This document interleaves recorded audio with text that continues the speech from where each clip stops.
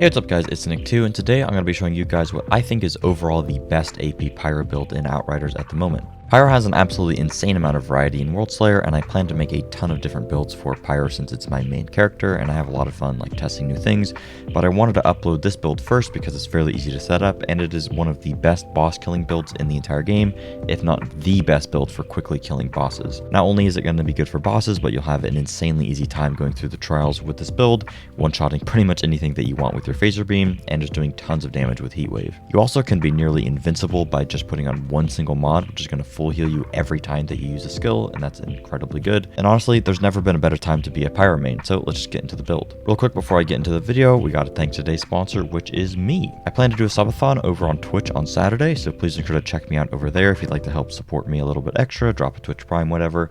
I'll be doing a bunch of trials carries as well as setting up some brand new builds, yada yada, so please swing by on Saturday if you guys are interested. As always, if you find the video helpful, feel free to drop a like, and something like 70% of you guys aren't subscribed, so if you like the content, feel free to subscribe, helps me out. Alright, let's just get into the build. I want to give a quick thanks to Pomerons for the early inspiration of this build. He made something similar in the beta, and I kind of built off of that with another friend of mine, so let's just get into it. Pyromancer has a ton of different variety, like I mentioned before. This build is going to be specifically taking advantage of phaser beam and just scaling the phaser beam damage as much as humanly possible, while actually doing some decent ad clear in the form of Heatwave and Ash Blast. There's a ton of different ways to actually set this build up. There's a lot of variation. I've tested 100 things with one of my friends, and this is what I think the best version of this build is. There's also a ton of different mod options that you can use. I will leave an extensively in-depth guide to which mods that you guys should be using in the comments down below, but of course I'll go over all that in the video if you want more nuance and explanation as to why we're using everything that we're using. So let's talk about the skills. We're using Heatwave because we are still going to be using Akari, which is going to scale our anomaly power based off of how many enemies we actually hit with our Heatwave, which is still very good, as well as taking advantage of the mod Burnt Out so that we deal extra damage against enemies whenever they get hit with Heatwave, which is a pretty good debuff still. Next, we're using Ash Blast. The main reason for Ash Blast is not only are we going to be taking advantage of this node hot situation to get some additional anomaly power, we're also using the Death Sentence mod so that we gain some additional damage against enemies affected by Ash. There's another version of this build that instead of using Ash Blast takes advantage of Volcanic Rounds, and then you pair that with Reload Boost. Reload Boost got nerfed, so I don't really like using this, but I do think that that is potentially a better option for mobbing, but overall getting that extra anomaly power and the slightly better debuff on bosses is going to be better with Ash Blast. Then of course we're using Phaser Beam. A lot of you guys might be wondering, why are you using Phaser Beam? The reason that Phaser Beam is now good is not only is it going to cast significantly faster, so as you can see in this clip, the cast time is like insanely slow, but right now if I actually am in game, I'll just show a clip of it, you cast it very, very quickly. So that's a nice little quality of life, but Phaser Beam just does an insane amount of damage. As you can see, the base damage here is 6.6 million, and this number is going to scale exponentially based off of how much anomaly power we have, which we have a crazy amount of anomaly power, as well as some other things that are going to scale the actual damage of this. Our Phaser Beam, like you saw in the intro clip, can do upwards of 400 million damage, even up to 500-600 million with a perfect setup, purely oriented for single target. The reason that Phaser Beam is able to do so much damage is because it's going to benefit from 210% of your status power, and it's also going to inflict burn, which is pretty nice. So basically, we're just stacking a whole bunch of status power paired with anomaly power, and that's going to enable our Phaser Beam to do insane amounts of damage, and that is pretty much the cornerstone of this build. Taking a look at the class tree has a ridiculous amount of different options. This is what a friend of mine and I found to be the absolute best variation of it. Basically, you go down into the bottom tree a little bit to get some anomaly power and some flat extra damage against enemies that are marked when they are going to be marked whenever you use any skill on them, so that's pretty much active all the time. You go all the way up here so that you can get Hot Situation. If you were to use Reload Boost instead of Ash Blast because you feel like that's better, you could swap Hot Situation off, and then you don't have to go all the way up in this tree. You could go a little bit further down into the bottom tree, get some more anomaly power, some more meltdown, or some more gifted. There's a lot of different variations here. I've tried all middle, all top, all bottom. I like this variation the most because we are not only getting hot situation as well as some extra anomaly power and stuff down there, but we actually end up going further into this tree so we get extra damage against enemies with burn, and Magma Elemental, which is super strong. Anytime that we activate an Ignite skill, which is going to be either our Phaser or our Heatwave, it's going to increase our armor piercing by 45% and our resistance piercing by 45%, which we'll get into in a minute why this ends up being so good, but this basically gives you just a ridiculous amount of anomaly power when you pair it with a certain mod. When it comes to your Pax Tree, there's a lot of variation here as well. This is what I found found to be the best version. So you want to use Melting Point. It's going to give you some increased resist. Activating Ignite is going to give you more status power, which pairs very well with your Phaser Beam, because anytime we use our Heat Waves, we're pretty much going to get all that extra status power, so then our Phaser does some more damage. Convection is really good, and is the reason that you see me every once in a while using like 2 Phaser Beams back to back, because anytime that all our skills are going to go on cooldown, it's then going to reduce them by 4 seconds, so we can pretty much every skill rotation get a full rotation of skills for free again. Furnace pairs very nicely with the build because it's going to give us extra status power per enemy that has burn. This is not particularly good against bosses because I think it only stacks once on a boss. However, if there's a ton of enemies around, you'll just get a crazy amount of status power, which is going to be really, really good for mobbing and increasing the damage of your Phaser Beam. The next node is Backdraft. This is absolutely crazy. It's going to increase your anomaly power by 30% for every skill on cooldown. Ideally, since your Phaser Beam does the majority of the damage, pretty much you just want to use your Heat Wave and then your Ash Blast, and then your Phaser Beam is going to benefit from 60% increased AP. Pair that with all the other extra AP that we're getting, this enables your Phaser Beam to do crazy amounts of damage. I've tried pretty much everything in this skill tree, going for Burnt Offerings, increasing the damage of your burn ticks, going 1 point to Coming in Hot to get the extra flat damage, you know, not even putting a point into Furnace and just going Backdraft, Coming in Hot, whatever. This is what I think is overall going to be the best. It's not only going to give you the best boss potential, but Furnace is really, really good for mobbing as well. When it comes to Ascension Points, the first thing that you want to do is put 10 points into Anomaly damage, because it's just 10% additional damage, and then you want to go towards Anomaly Power. Past that, you could go towards probably Status Power to increase the damage of your Phaser Beam, and then you could go like Elite Bonus Damage, and then Resist Pierce. Cooldown Reduction isn't really going to do anything because we are actually overcapped on our cooldown reduction with this build, meaning that the extra 5% that I'm getting here literally isn't doing anything, but I figured I'd just put it in anyway. It doesn't really make much of a difference. Like I mentioned earlier, we're going to be using 3 pieces of Akari. Akari did get nerfed fairly substantially, but it's still going to give you a massive amount of anomaly power, so this is incredibly good for the build. Before we get into the mod, let's actually talk about weapons. So weapons, you have a decent amount of options. The thing that's really good is that you can get Armor Pierce and Status Power on a weapon. More about why Armor Pierce is good later, but Status Power is obviously good because it's going to increase how much damage our Phaser Beam is doing. The Roaring Umbra is going to roll with Armor Pierce and Status Power. Unfortunately, the mod Kinetic Stomp on it isn't particularly good, but the mods that you do want to be looking out for are going to be Mage's Rage and Fortress. Mage's Rage gives you a massive amount of additional anomaly power, which is stacked on top of all the extra anomaly power that you're getting, so this is going to give you a crazy amount of extra damage. Fortress is pretty much just going to give you 20% damage increase as long as you make sure to actually land hits with it. It's overall going to be pretty strong.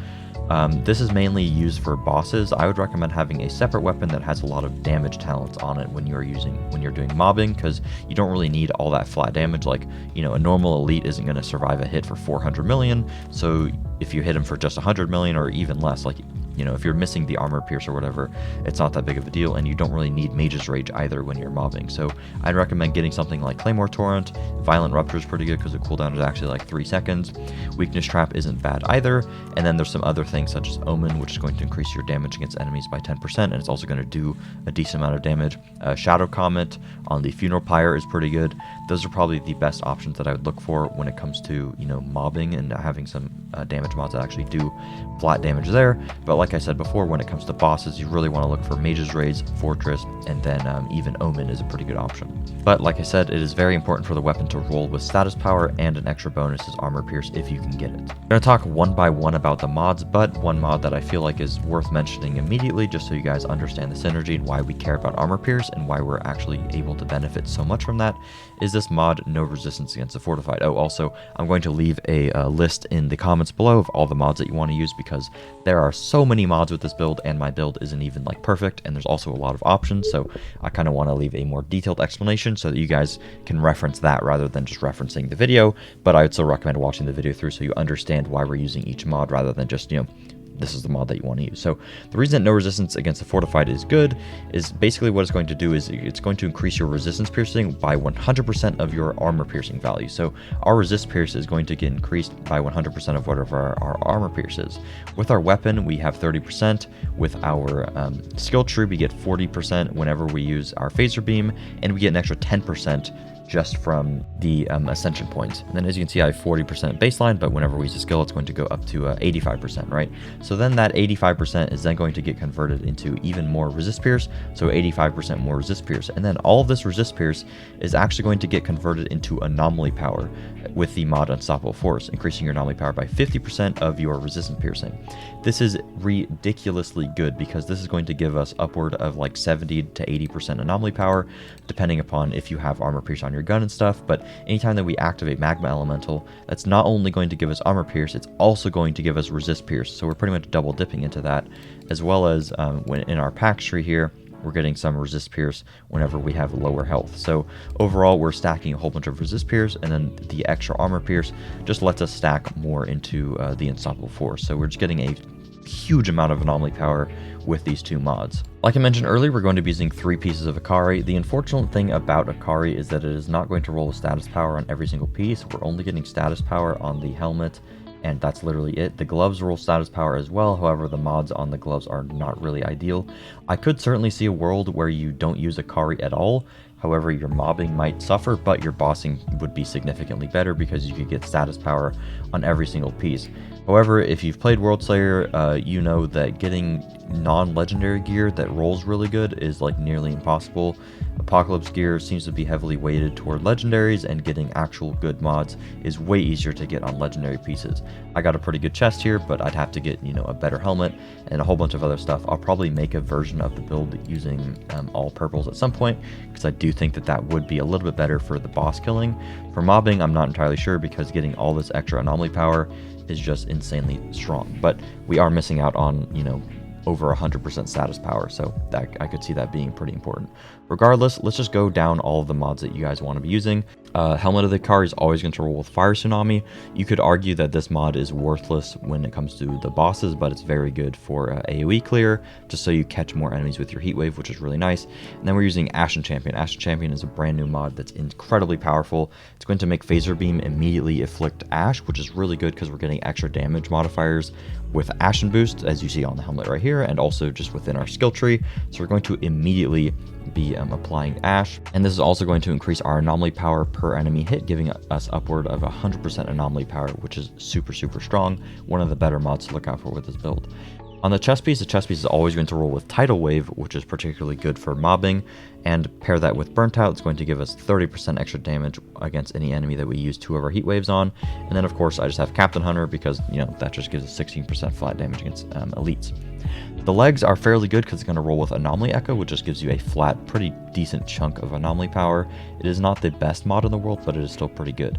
Then we have Death Sentence, which, like I mentioned before, is just going to pair very well with our Ash Blast, just increasing our anomaly damage against enemies by 30%. So overall, that's going to be really strong and just enable us to do 30% extra damage. And then I have Size Matters on here. You could argue Size Matters is not helpful for the bosses, but increasing the radius of your Phaser Beam is really good for ad clear, and the beam is pretty miserable to use without this mod, so I'd highly recommend trying to fit that into the build. Taking a look at my gloves, these are the only purple piece that I've gotten that actually pair pretty nicely with this build, and even this piece I would kind of want something different. I was lucky enough to get AP status power, which is really good, and I rolled Bullet Kindling and Pure Power. Pure Power, I think I would swap off at this point. It does increase the damage of your Phaser Beam, which would seem like it's pretty good, but it's only 500k. It used to be 1 million, but it actually ended up getting nerfed. And as you can see, in the grand scheme of things, I'm doing 6.6 mil, and this is going to scale off my status power, and I'm going to get a whole bunch of extra status power. So increasing the base damage here I don't think is going to be super good. It is pretty easy to get, though, for your build. You just slap it on as a T1 mod, and it's, you know, not bad, but I don't think that it's perfect. Frequent Phaser, I think, is good when you're using it for general use / mobbing. Sorry, that's my phone. And it's going to allow your convection to pretty much immediately reset the cooldown of your Phaser Beam, because as you can see right here, Phaser Beam is only 4.8 second cooldown with this mod on it. So whenever we proc convection, it's going to, you know, only have our Phaser Beam on a cooldown for 0.8 seconds. So you can use Phaser Beams back to back.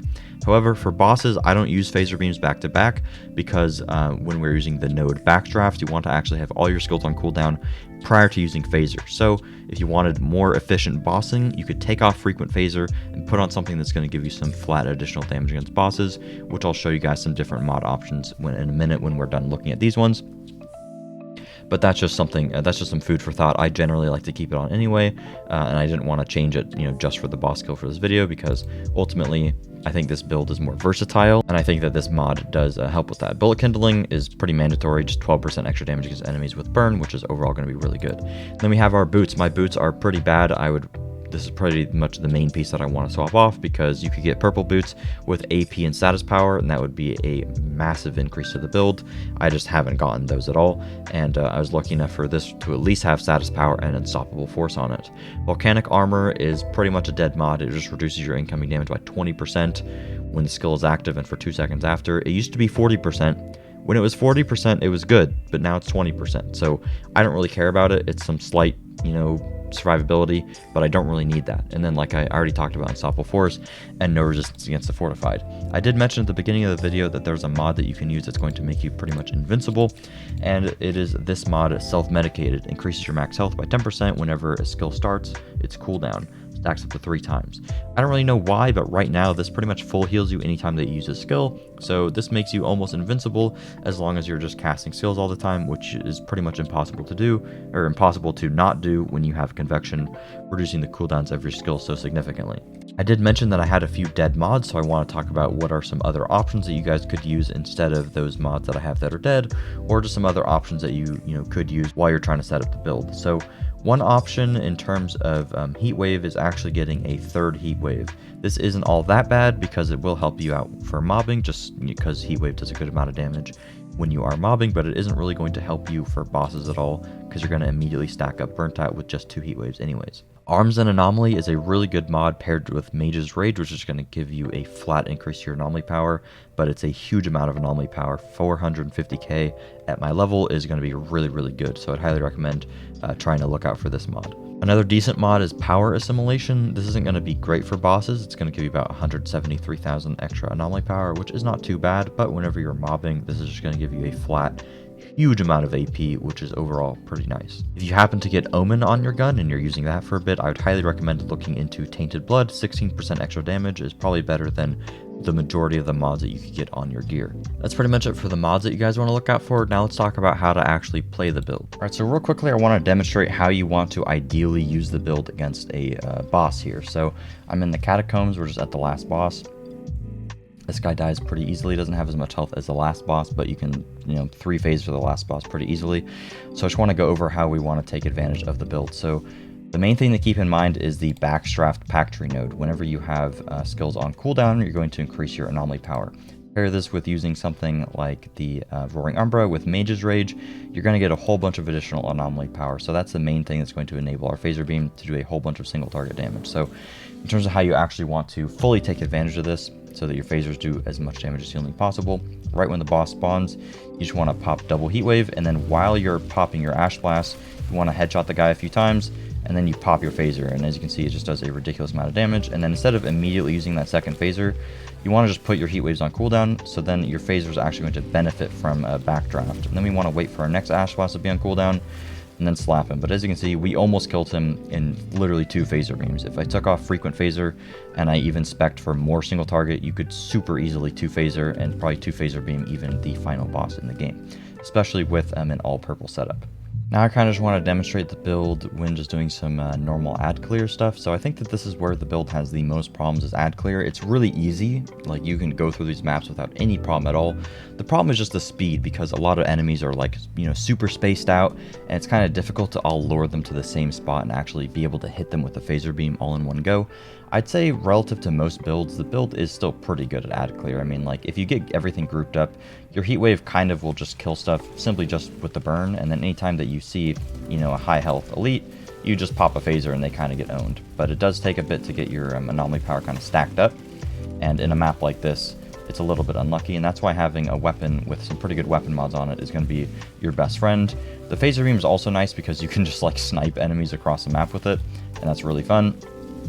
But as you can see, there's a bunch of these little guys just like across the map that are like super annoying. So having the weapon mod is going to be really good for that. But ultimately, that is where I think the build struggles the most, is you can't just Ash Blast, press overheat, and then every little dot on the map is going to get melted. One thing that I think is important learning is kind of how much damage you need to do to enemies and how much damage enemies can withstand. So as you can see, those guys right there, I was able to kill them just with a heat wave and just with Ash Blast, and then I could just walk away and they're going to die. So I don't have to sit here and waste my time with them. Another thing that's important to learn is kind of when you want to actually use your Ash Blast. So like I said before, you kind of want to group the enemies up, right? But if you use your Ash Blast, now I have these guys back here and, you know, a guy over there that could have been running toward me, but now he's just ashed. So then I'm not really going to be able to kind of have them all in a nice little line. So learning when to properly do all that is going to be really important. When it comes to our survivability, as you can see, I can just sit here and get hit by everything, and just smashing my skulls back to back is going to literally full heal me. I don't really have to worry about it at all. As long as you make sure to not get one-shotted, your survivability is literally carried by this one mod. It's super broken. I wouldn't be surprised if it ended up getting nerfed at some point. Hopefully I can just give a little demonstration of it here. Okay, I'm frozen, so that's not good. But look, I press Ash Blast one time, and I literally full healed. Then I press my overheat, and or not my overheat, I press my heat wave, and then I full heal. So that's pretty much it. I'll just show the elites that spawn right here, kind of just to show that you can, you know, kill stuff really, really quickly. But generally, you just want to smash your abilities on cooldown. You get the cooldown back on most things really fast, just with the nature of convection. Oh, also, this guy is spawning. It counts as spawning, and Phaser Beam does not count on enemies that count, or that the game registers as them spawning. So that is one downside of the build. That has nothing to do with really the build itself. It's kind of just the game is bad, and Phaser Beam doesn't really work against enemies that are spawning. But as you can see right here, it's pretty nice. All these guys get lined up, and you get some pretty big phasers off because they're all lined up. But these other guys are kind of, you know, all the way over there, and they're still ashed. So it's really just like a learning game of, you know, when you actually want to use your cooldowns and stuff. It'd probably be better to just be impatient, or not be impatient, be super patient. Let everything just get up to you. Press your heat waves, press your Ash Blast, and then literally just walk away and try to Phaser Beam some of the further away guys. But it's a learning process. You'll probably get used to it, and overall it's kind of fun to just snipe guys with Phaser Beam. It's just a little annoying when you have to commit a Phaser Beam to like one little dude that's over here, and I think that's kind of just a problem with the spawn design of the game. And most builds are going to have an issue where you have to like seek enemies out anyway. So that's pretty much it for the video. Thank you guys for watching. Drop a like if you enjoyed. Please be sure to check me out on Twitch. I'd really appreciate more of you guys coming by for the subathon. And yeah, thanks for watching, and I'll see you later.